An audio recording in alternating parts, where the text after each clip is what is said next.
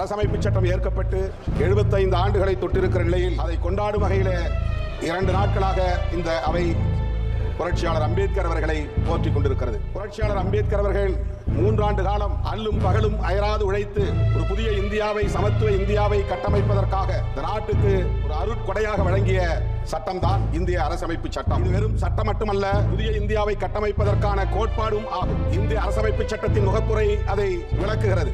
இந்திய அரசமைப்பு சட்டத்தின் முகப்புரையில் நாம் எத்தகைய இந்தியாவை எதிர்காலத்தில் கட்டமைக்கப் போகிறோம் என்பதை உறுதிப்படுத்தி இருக்கிறார். சோசலிசம், செக்யூலரிசம், புளூரலிசம் மற்றும் பெடரலிசம் என்கிற இந்த 4 கோட்பாடுகளும் இந்திய அரசமைப்பு சட்டத்தின் அடிப்படை கூறுகளாகும். அவை மட்டுமின்றி நீதி, சுதந்திரம், சமத்துவம், சகோதரத்துவம் ஆகிய 4ம் புதிய இந்தியாவை கட்டமைப்பதற்கான தூண்களாகும். இவற்றை பாதுகாப்பதுதான் இன்றைய சவாலாக நம் முன்னால் இருக்கிறது.